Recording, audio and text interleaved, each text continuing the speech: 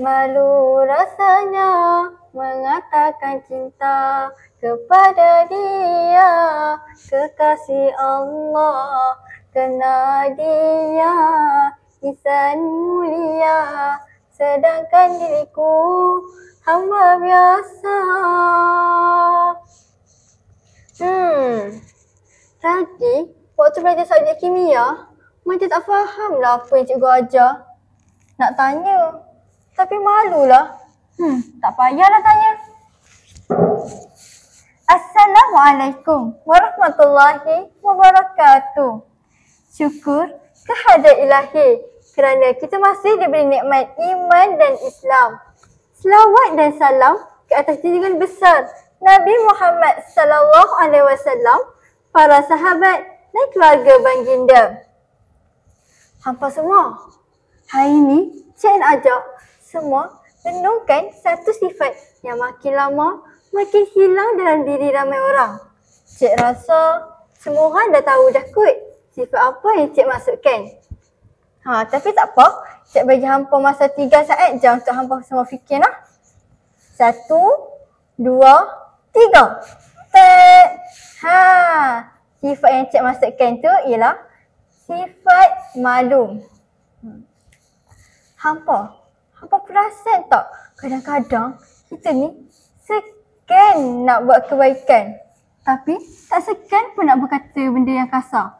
Ataupun kita boleh tengok di sekeliling kita, kadang-kadang ada kawan kita tu malu nak tanya dalam kelas tapi tak malu pun nak tiru jawapan kita. Ada juga malu nak bawa sejadah tapi tak malu pun tinggal solat. Nauzubillahi min zalik. Sabda Rasulullah sallallahu alaihi wasallam yang bermaksud, setiap agama mempunyai akhlak dan akhlak Islam ialah malu. Riwayat Ibnu Majah.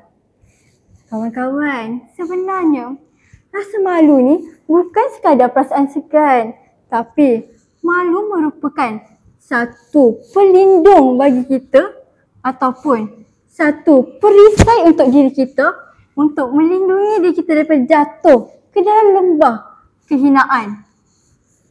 Kawan-kawan, hari ni saya rasa nak ceritakan satu benda dekat kawan-kawan semualah. Nak dengar tak kawan-kawan? Cerita dia macam ni. Ada seorang sahabat Nabi tu, bila dia mendengar je ayat suci Al-Quran dialunkan, dia akan menangis semahunya. Sebab dia tahu dia bukanlah hamba Allah yang taat. Sebab dia tahu dia bukanlah hamba Allah yang baik. Dia tahu dia bukanlah hamba Allah yang sentiasa mengikut apa yang diajarkan. Jadi dia malu dengan Allah. Tetapi cuba kita bandingkan dengan diri kita sekarang. Kalau kita mendengar ayat suci Al-Quran dialunkan, bukan yang mendengar, malah ada yang berbuat selamba je, tidak tahu ataupun tidak mendengar apa yang dibaca. Tepuk dada, tanya iman. Kawan-kawan, marilah kita semua menanamkan sifat malu dalam diri. Ataupun mulai hari ini, apa yang kita kena buat untuk tanamkan iman dalam diri kita? Pertama, kita perlulah latih diri kita malu bila buat salah. Kita rasa Allah sentiasa melihat apa yang kita buat. Sebab apa? Sebab bila kita ada sifat malu dalam diri, secara automatiknya kita akan jaga tingkah laku, kita akan jaga tutur kata. Sebab apa? Sebab kita tahu Allah mendengar, Allah melihat apa yang kita buat dan kita malu. Sebab kita yakin azab Allah ialah sepedih-pedih azab dan balasan Allah ialah balasan yang nyata. Sabda Rasulullah sallallahu alaihi wasallam, malu itu sebahagian daripada iman. Riwayat Bukhari dan Muslim. Maknanya, kalau kita ada malu, semestinya kita ada iman dalam diri kita. Kawan-kawan, marilah kita sama-sama kita memupuk sifat malu di dalam diri kita. Tidak kira di mana saja kita berada, kita kenalah tanamkan sifat malu di dalam diri kita. Harum semerbak si bunga melati, mekar berkembang di pagi hari.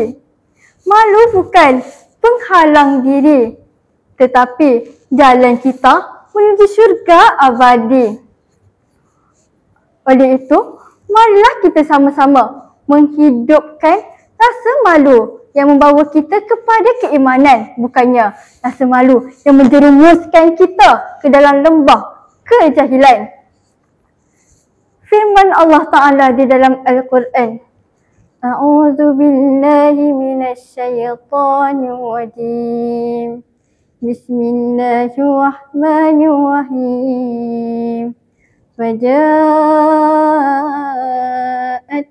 ihdahuma tamshi 'ala istisya.